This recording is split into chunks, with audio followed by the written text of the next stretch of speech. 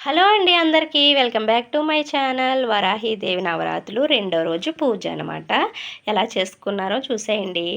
ఇదిగోండి, అమ్మవారికి ఎప్పుడు చీకట్లో పూజ ఇష్టం అనమాట. ఈ విధంగా దీపారాజనలోనే పూజ అంతా చేసుకుంటాను నేను. చూసారా చక్కగా దీపాల వెలుగులు ఎలా కనపడుతుందో ఆ తల్లి. ఇదిగోండి, అమ్మవారు చక్కగా కరివేలు పువ్వుల దండ వేసుకున్నారు. విరజాజులు వేసాను. నిన్నే తెప్పించి పెట్టుకున్నాను. ఇక్కడైతే వర్షాలు బాగా కురుస్తున్నాయి అన్నమాట. వర్షానికి పూలదండ తడిచిపోయి వల్లిపోయినట్టు అయిపోయింది. ఇంకా అదే అమ్మకి వేసాను అనమాట. కరివేరు పువ్వులు అయితే నేనే గుచ్చాను దండ. ప్రసాదాలు వచ్చేసరికి ఒక్క నిమిషం ఉండండి, లైట్ వేస్తాను. ఓకే, ఇదిగోండి అమ్మవారి నైవేద్యాలు వచ్చేసరికి ఈరోజు కంద, చిలకడ దుంప, క్యారెట్టు, యాపిల్, అరటిపండు అమ్మవారికి నైవేద్యం అనమాట ఇవాళ. ఇంకా ఇప్పుడులాగే పానకం. వినాయకుడి వారినేమో ఇక్కడ కూర్చోపెట్టుకున్నాను. నేను పసుపు వినాయకుడిని చేసాక అది నేను తీయనండి. 9 రోజులు అమ్మవారితో పాటు ఇంకా అలా ఉంచేస్తాను ఆయన్ని కూడాని. ఇంకా 9వ రోజే అమ్మవారికి ఉద్వాసం చెప్పినప్పుడే ఇప్పుడు ఆయన్ని తీస్తానమాట. డైలీ పొద్దుట సాయంత్రం కూడా విఘ్నేశ్వరుడికి పూజ చేసుకుంటాను. మామూలుగా అయితే ఏం చేసుకోవసరం లేదు. ఫస్ట్ రోజు అమ్మవారిని పెట్టినప్పుడు నవరాత్రులు స్టార్ట్ చేసే రోజు చేసుకుంటే సరిపోతుంది అంటారు. కానీ నాకు ఇంకా అలవాటు అయిపోయింది. ఇంకా అలా చేసేసుకుంటాను అంతే. ఫస్ట్ విఘ్నేశ్వరుని పూజించేసుకుని తర్వాత అమ్మకు పూజ చేసుకుంటారనమాట. ఇంక ఇవాళ నైవేద్యం అయితే ఈ విధంగా పెట్టుకున్నాను. ఇంకా అమ్మవారు గురించి కౌర్లు ఏం చెప్పాలి ఇవ్వాలంటే, ఇంక ఇవాళ రెండో రోజు శుక్రవారం అమ్మకి. ఇంకా ఈ 9 రోజులు కూడా అమ్మవారి శుక్రవారాల్లాగే అనిపిస్తాయి. 9వ రోజు కాబట్టి ఇంకా ఈ 3 రోజులు వరుసగా ఇంకా కామన్గా పూజ ఉంటుంది. ఇంకా తర్వాత 4వ రోజు కాడ నుంచి అమ్మవారికి ఇష్టమైన కందదీపం ఒకరోజు, తర్వాత ఒకరోజు అమ్మవారిని శాకాంబిక కింద తయారు చేయడం ఒకరోజు, పంచమి పూజ ఒకరోజు, ఇవన్నీ ప్లాన్ చెయ్యాలి. నేను ఏమనుకోలేదు, చేసి అప్పుడు చక్కగా మీకు వీడియోస్ పెట్టి చూపిస్తానండి. మీకు వరాహి నవరాత్రులు చేయడం కుదరకపోయినా ఏం పర్లేదండి. నేను పెడుతున్నాను కదా వీడియోస్, డైలీ వీడియోస్ని చూస్తూ ఉండండి. మీకు డైలీ కూడా అమ్మవారిని చూపిస్తాను, నేను చేసిన పూజ చూపిస్తాను. నాకు తెలిసిన కొన్ని విషయాలు అమ్మవారి గురించి చెప్తూ ఉంటాను. అమ్మవారి గురించి విన్న తల్లి ఆ తల్లిని తలుచుకున్నా సరే ఆ తల్లి ఎంతో కొంత ఫలితాన్ని ఇస్తూ ఉంటుంది. కాబట్టి ఒకవేళ మీకు వీలు కుదరక చేసుకోకపోతే గనక చక్కగా నేను చూపిస్తున్నాను కదా, ఇలా అమ్మవారి పూజ అంతా చూపిస్తాను మీకు. ఈ విధంగా అమ్మవారిని చూసుకుంటూ నా మాటలు అయితే వినండి. ఇంకేమున్నాయంటే, అమ్మవారికి డైలీ భోజనం పెట్టాలి. ఎందుకంటే మనం తినేది అమ్మవారిని ఫస్ట్ అమ్మవారికి చూపించి అప్పుడు మనం తినాలన్నమాట. డైలీ భోజనము మార్నింగ్ టైం, నైట్ ఎలాగో ఒక పూట భోజనం కదా, కొంతమంది మార్నింగ్ అంతా తినకుండా ఉండి టిఫిన్ తిని నైట్ పూజ చేసుకుని అమ్మవారికి నైట్ భోజనం చేస్తూ ఉంటారు. నేనైతే ఏం చేస్తానంటే మధ్యాహ్నం తినేస్తాను, భోజనం అమ్మకి పెట్టేస్తాను. ఎలాగో ఉల్లిపాయ వెల్లుల్లి వేయకుండా వండుతాను కాబట్టి 9 రోజులు వేయకుండా ఉంటే కనుక అమ్మవారికి ఏ కూరనా పర్లేదండి పెట్టేయచ్చు అనమాట. ఉల్లి వెల్లుల్లి వేయకూడదంతే. మనం ఉల్లి వెల్లుల్లిపై వాడకుండా వండిన కూర ఏ కూర అన్నా చక్కగా పప్పు అని, పొటాటో ఫ్రై అని, లేకపోతే క్యారెట్ ఫ్రై అని ఇలా చేసుకుంటూ ఉంటాం కదా. ఇంకా వాటిని అయితే ఈ ప్రసాదాల కింద పెట్టినవి ఉంటాయి కదా, అవి వండుతూ ఉంటాను. అలా వండినప్పుడు మరి అమ్మవారి ప్రసాదం మళ్ళీ తిరిగి అమ్మవారికి ఏం పెడతాంలే అని చెప్పి అలాంటప్పుడు దద్దోజనం లేదా చక్కగా పెరుగులో బెల్లం ముక్క వేసి పెడితే చాలా ఇష్టం అమ్మవారికి. ఆ విధంగా అనమాట. ఇంకా ఉల్లిపాయ వెల్లుల్లిపాయ తగలకుండా ఏ ప్రసాదం అన్నా ఏ కర్రీ అన్నా పర్లేదు, అమ్మవారికి పప్పు ఆ విధంగా అనమాట. ఎక్కువ ఈ 9 రోజులు ఉల్లిపాయ వెల్లుల్లిపాయ లేకుండా ఫ్రైస్ లేకపోతే పప్పు అవే వండుతాం కాబట్టి ఇంకా అమ్మవారికి నైవేద్యం అదే పెడతాను, అన్నం పెట్టేస్తాను. ఇక ఇవాళైతే పొద్దున్నే పెట్టేసాను పూజ అయిపోయాక. ఎందుకంటే బాబుకి 7 కల్లా క్యారేజీ పెట్టి స్కూల్కి పంపించాలి. ఇంకా అందుకే మార్నింగే పెట్టేశాను ఫుడ్ అమ్మకి. తినేయమ్మ మరి బాబు స్కూల్కి వెళ్తాడు కదా, అందుకు ముందే పెట్టేశాను అని చెప్పి చూపించేసి ఇంకా క్యారేజీ పెట్టేసి పంపేశాను అనమాట. ఇంకెవ్వరు లేరు, ఎక్కడో అక్కడికి వెళ్ళిపోయారు.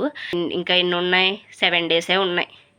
అప్పుడే అయిపోయిందా అనిపిస్తుంది అనమాట. అసలు ఫస్ట్లో అయితే నాకు అసలు ఈ వరాహి అమ్మ అంటే ఎవరో తెలియదు. అసలు ఈవిడ ఫోటో కూడా నేను ఎప్పుడు చూడలేదు తెలుసా.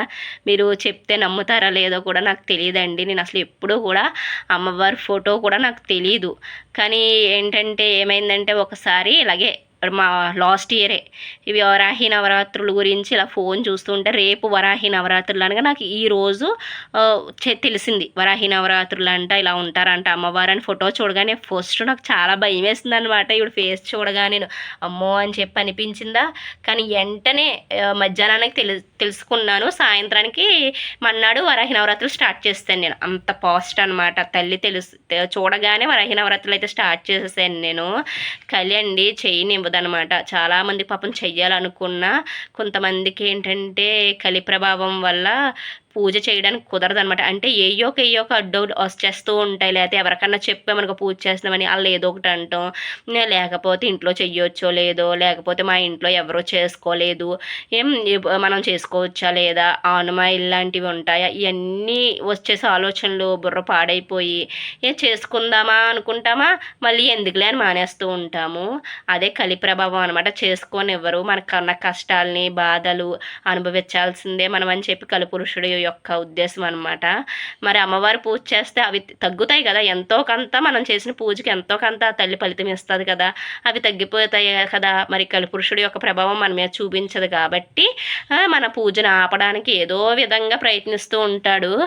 కాబట్టి మనం అట్లన్నిటిని పట్టించుకోకుండా చక్కగా మనకు చెయ్యాలనిపిస్తే ఎవరితో చెప్పదు. నేనైతే ఓన్లీ మా హస్బెండ్తో చెప్పాను అంతే. అండి ఇలా వరాహి నవరాత్రులు అంటే రేపటి నుంచే నేను పూజ చేసుకుంటాను అని చెప్పాను. చెప్తే ఆయన కూడా సరేలే అయితే నీ ఇష్టం అని చెప్పారు. చక్కగా పూజకు కావాల్సినవి తెచ్చారు. అంతే నెక్స్ట్ డే పూజ చేసేసుకున్నాను. అసలు నేను ఇంకా ఎవరికి చెప్పలేదు అనమాట ఇలా చేద్దాం అనుకుంటున్నాను అని. కానీ అమ్మవారి గురించి తర్వాత నేను నవరాత్రులు చేశాక ఒక్కొక్క రోజు కొన్ని విషయాలు అమ్మవారి గురించి తెలుసుకుంటూ ఉన్నాను అనమాట.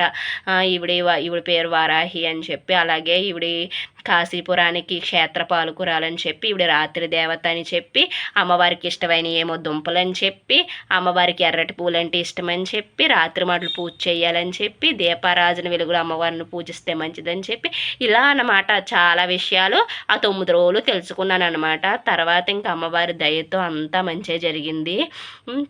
ఈ విధంగా అనమాట. ఎప్పుడు ఆనమాయలో ఎదరోళ్ళు మన ఇంట్లో వాళ్ళు చేస్తేనే మనం చెయ్యాలన్నది ఏం లేదండి. పూజ విషయంలో మనకు నచ్చితే కనుక చక్కగా చేసుకోవచ్చు.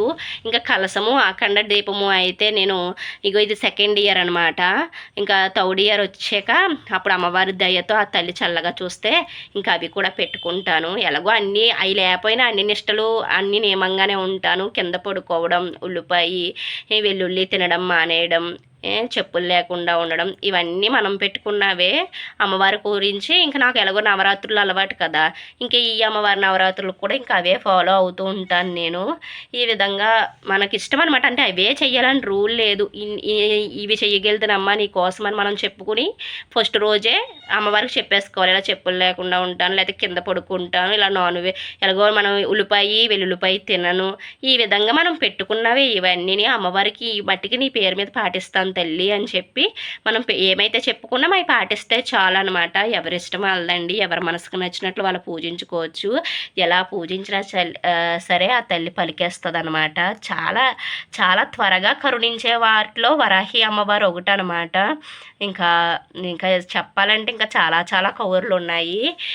తర్వాత ఇంకా మీకు ప్రతిరోజు కూడా మార్నింగ్ మాటలు నా పూజ అయిన తర్వాత నాకు కొంచెం పిల్లోడిని స్కూల్కి గట్రా పంపించుకున్నాక అప్పుడు మీకు ఇలా చక్కగా నేను ఏమేమి పూజ చేసుకున్నాను, ఎలా చేసుకున్నాను అన్నది వీడియో ఇలా చక్కగా మీకు చూపిస్తాను. చక్కగా చూసి అమ్మవారిని దర్శించుకుని చూసారా ఇందాక దీపాల వెలుగులో భలే కనిపించింది కదా అమ్మవారు. ఇదన్నమాట. సర్లే అండి, ఇంక ఈ వీడియోలో ఇవే కవర్లు ఉంటాను మరి.